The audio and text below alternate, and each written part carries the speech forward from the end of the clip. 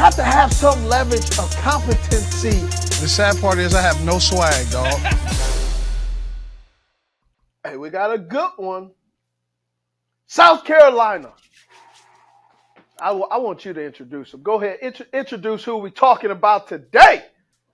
Oh, he's throwing it up. Xavier Legette, who you already compared to, you call him a young DK Metcalf. Another swole bones has entered the arena. The reason I said he reminded me of DK is when DK was in college, coming out of college, everybody saw this big burly guy running some of these routes. I think Xavier has a little bit more on his route tree that DK had coming out of college. Now DK today has a ton of routes on his route tree that he continues to improve and add and throws some routes on there that only DK can run with his hesitation step. And Xavier Legette has some very good qualities. 6'1", 200. I've read 227 pounds. I've read 237 pounds. The young man can just move, and there's a lot of muscles following him. 5 years at South Carolina. 2023, second team All-SEC. Second in the SEC with 1,255 yards and led the team with 71 receptions and 7 touchdowns. His best game, Mississippi State. UNC Chapel Hill, University of Kentucky. Worst games, Georgia, Missouri, and Texas A&M. Worst games, I believe, has to do with some of these teams had a very good front four. And the pressure that was applied onto South Carolina's O-line at times made the quarterback play a little less fluid. 75% of his work is done out wide, 713. In the slot, 254. For a guy who's played 5 years, this is where his status, but his pro day that just happened, really helps him. He's had 5 years of college. You got to also remember that was a COVID year. Yeah. But what puts Legette in and a team where there's a little bit of daydreaming is he hasn't always had this much production that he's had this year. Mm-hmm. You could kind of put him in this category. If he's in the NFL, you say, man, they always perform their contract year. Yeah. So which Xavier Legette are we getting? Are we getting the one who has, think about this, for a big, burly, physical guy, you would think he has a ton of contested catches. Mm-hmm. 21 targeted contested catches, the most in the 5 years, was actually last year season. 10 of them, 47%. 2022, man, he only had 4. And only 1 reception for 25%. And then 2021, 2 for 200. And then 2020, 3 targets, came down with the ball 1 time. Targets in 2023, 97 targets. And then in 2022 and 2021, significant drop off, 29 targets, 14. What I'm saying is I'm trying to figure out which Xavier Legette are we getting. Are we getting the 2023 dominant player? Or are we going to get the guy who's slowly showing us a few things? And I think that's why some teams, he hasn't in the beginning been an outright guy that says, man, he's a bona fide first-round pick. Now people are starting to, after watching his workout, watching more and more of his film, seeing how fast he ran a 4.39 at the 40 at the combine. Teams are like, hey, if we get an opportunity to get this guy. And he also he has a value. He plays special teams, kickoff return. Then took a few to the heezy, to the house. So you can't just let that guy go by you if you have the opportunity to draft him and you need a wide receiver because he's an X wide receiver. He plays the speed position. You could put him on the line of scrimmage. He could use his speed. He could use his strength to get off the jam. Yes, he gets tied up sometimes, but he's a big, burly kid that can use also his leverage and knows how to use his physicality to get open. And that's key. When you get open, do you use speed, strength, or savviness?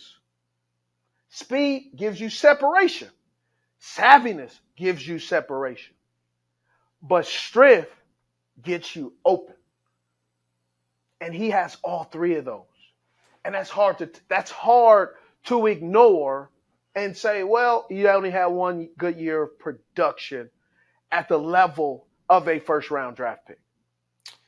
Yeah, he's someone who throughout this entire draft process I've seen with the widest range of outcomes. I've seen him go late first, early second, and then I see him sometimes slide all the way to the beginning of the fourth. And I think it's because of what you're saying, the 1 year of production, which is always weird to me because it's not like when Stingley came out a couple years ago, LSU. He got dinged for only having 1 year of production, but it was his freshman year. And this is in reverse. He got better every year, and that's also being held against him. So I'm not going to sit here and pretend like I don't get it. But in terms of improvement, I feel like this is the type of growth people would rather see as opposed to jumping on the scene as a freshman and then having a couple of down years. Was it a flash in the pan? Did he get figured out? Stuff like that. And your favorite, in terms of speed that plays, I believe he was the fastest player on field tracked last year. I think he hit 23, 24, 25 miles an hour, somewhere around there, on field in game. Not in shorts, not underwear Olympics like you like to say. On field, he was as fast as anybody played in college football last year.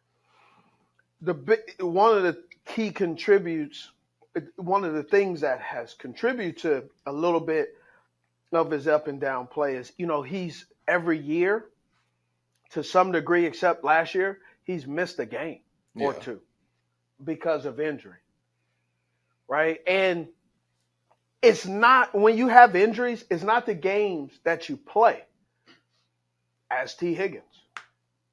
It's the games that you don't play.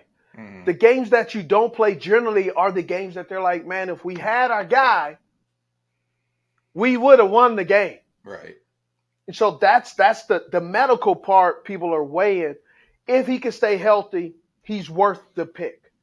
I don't know if he's going to stay healthy, and I don't think it's fair for me to say he can or he can't, but health is part of the of the game. And it factors in, does a team want to risk you not being healthy? Right? So let's stay on it. 53 games played, 113 receptions. Think about it. 53 games played. And this is what I'm talking about where you talk about statistics. He's played 53 games and only got 1,600 yards. Yeah, with about 1,300 of them coming this last year. Yes. That's the part where people are going, which one are we going to get? And we can't pass up on it. 12 touchdowns. In 2021, 0 drops. He also only played 11 games that year, too. In 2020, he played 6 games. 2023 and 2022, only 2 drops. A total of 8 drops. So the consistency. He's consistent. He's reliable. Reliable hands. 47 first downs last year. 47 last year. His whole career, 64. I don't remember who South Carolina's quarterback was 2 years ago. Spencer Rattler transferred in last year, and this year he had his best season. This is a former #1 prospect in all of high school football. Went to Oklahoma, didn't go exactly his plan there. Transferred. He has his best season, his most consistent. He put up bigger yards in Oklahoma because of that offense. He had his most consistent season last year. Is that him? Is that Legette? They both kind of had their best year together. Is it both of them, perhaps? I don't know who gets the credit in that, and like in regards to that.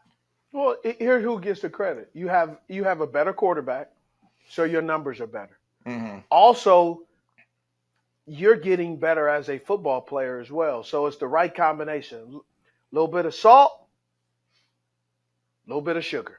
Yeah. That's why kettle corn is such a appetizing popcorn, right? It sure is. It really is. It's great. It's a delight. Yeah. All right.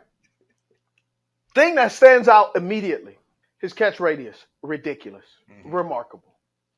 What you really need to understand about Xavier Legette is invest in a coat today.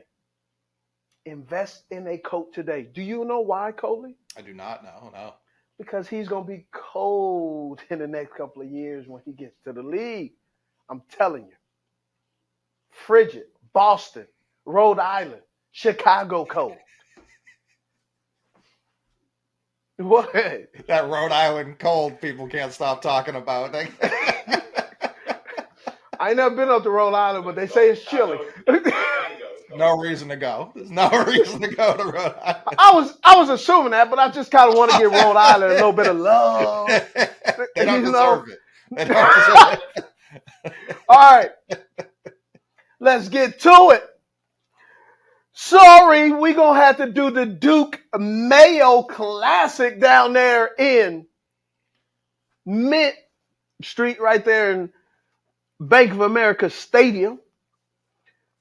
Out wide, True X, isolation.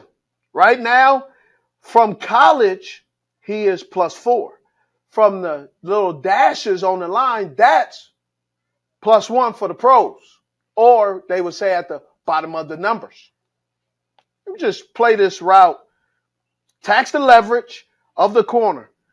Corner is in cover 3 because he wants to look at the quarterback. Mistake, son. Look at he just runs the route. Now they're even. What do I say when you're a dominant wide receiver? When you're even, you're leaving, or you're just going to make the catch. Look at his catch radius. I don't know what his 40 is or his timing, but he had to play a little basketball in his life because look at just perfect timing. And here's what I love about this. 1, 2. He's already letting you know. When I get to the league, you don't have to teach me how to put 2 feet in because I'm already doing it. All right, against Georgia. You know, competition is always a thing. I don't know who this corner is. I could have looked him up, but I didn't feel like it because I want our opponent to be nameless and faceless. Remember I talked about 3 things you need, the S's? Savviness, speed, and strength. Strength with a F. Watch the strength. Now, the corner tries to almost backhand him. Have you ever got, I have. You ever got backhanded by your mama in the backseat as she's also turning on the blinker and putting her makeup on at the same time? Yeah, of course. I don't know how parents do it, especially mamas, but mamas can backhand you in the car, doing multiple things, and yet still get your bad side. So he gives him a little forearm shiver right to the face, clubs him, opens him back up, stops. Look at this pass again. Ooh. Great creativity. Oh, you don't think I have an end zone view? Sure do. Okay, so right now you got ball comes and the guy tries to tackle him. And him knowing it's going to take him a couple of steps to fully stop. I don't know how intentional it was. I'm going to give him the benefit of the doubt. He starts his breakdown the second the corner turns his head. So it almost buys him an extra second. Like he's not even going to fully realize I've started stopping until he's got his head turned all the way back around. When you can press and push the cushion of the corner with a 4.39 40, and then you can already use your strength to get in and out of the breaks, no matter if the guy touches you. And then you come out, and now you've beat him with speed, and you've beat him with strength. What is next? Yeah. Now you got the corner really trying to figure out, how do I cover you? How can I and what can I do to cover this guy? So he retreats. He says, I'm going to get off coverage and try to save some room. And Legette does what he's supposed to do. Now he shows his display of savviness, that he can get in and out of break. He can drop his weight, stop on a dime, give you 10 pennies. And when the ball is thrown on time, allow my toughness, my attacking the football to be able to let me get the football and then accelerate. The one thing that I'm very, very shocked about, I don't see a ton of yards after the catch that you would expect from a guy that can get that much separation. And I think some of that has to do with ball placement. Mm-hmm. You see some of these routes that I showed you, a lot of them were out to the sideline, to the boundary. Not his call, not his throw, just his catch. And he's making those catches.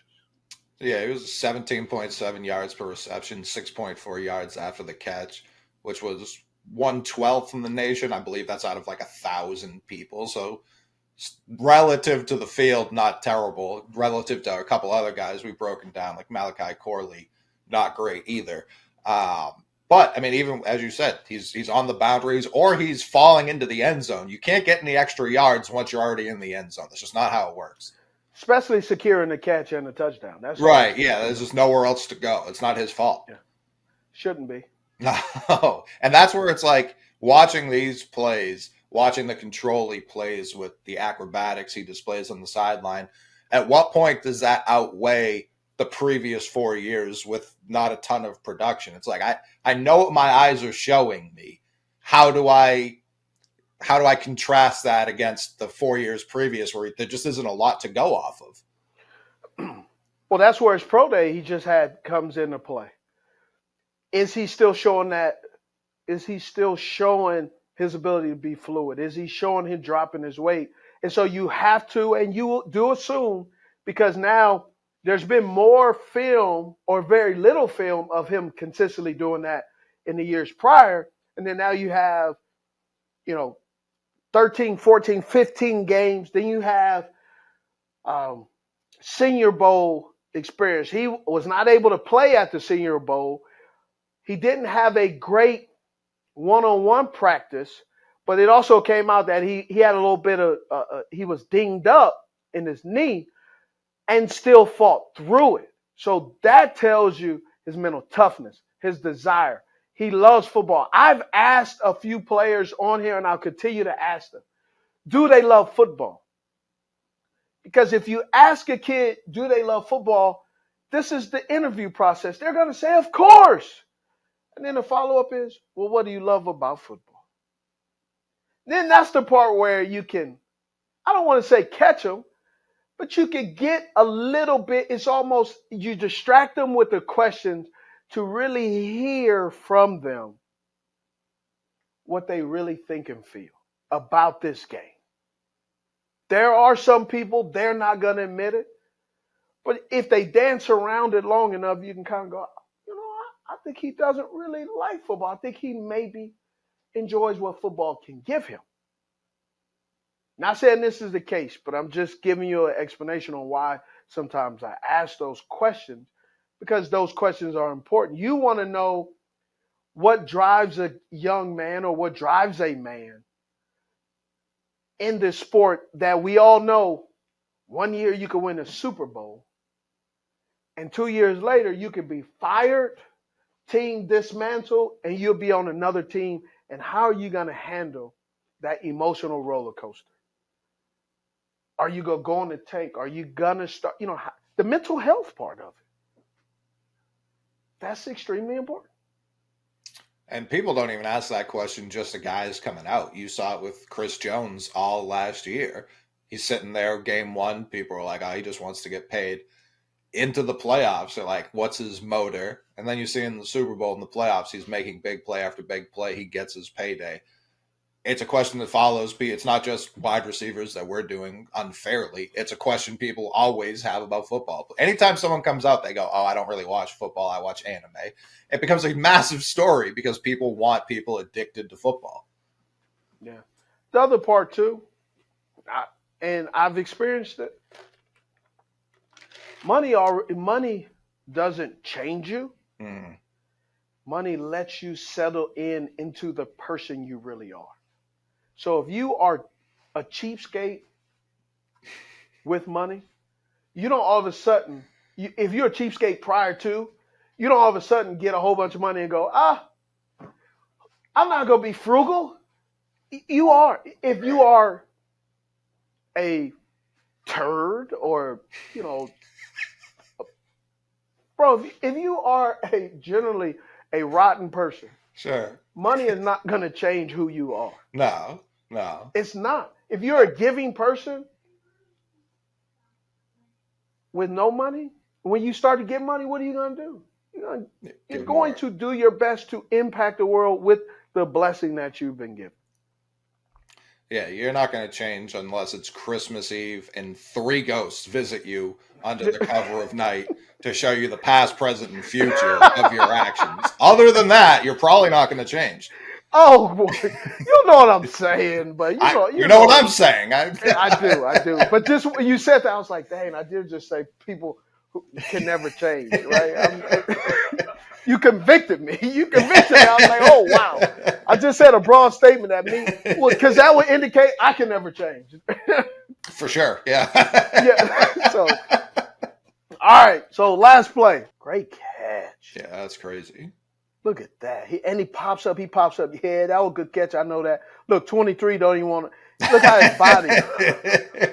Like, I thought you had him. What happened? I don't even want to. I don't want you even. Don't even look at it. So, Xavier Legette can play.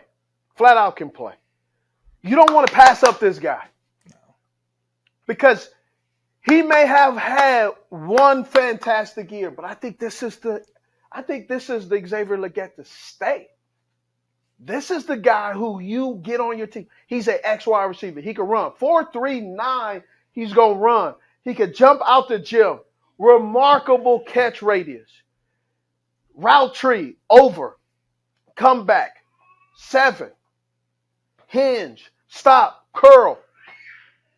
Great footwork. Great feet. Hips get around. Explosive, twitchy, physical. He hits you with all the S's: speed, strength, and savviness. All the factors you need in beating the defender and getting open to establish who you are. Late first round, early second. I don't know where he's going. I also didn't know that the Detroit Lions would draft a running back and release and trade their other good running back. This draft class for the wide receivers in 2024, because of the 2023 season, are going to make a lot of people do some things that are going to make your head hurt, but also be careful. Don't get overexcited because you don't know the plan, but these teams have a plan. And these wide receivers are allowing these general managers and these scouts to get in the lab and say, we want to get our guy. And this is a guy who is creeping up the ladder as some of these other guys are falling down. So Xavier Legette, South Carolina, he is a hell of a football player.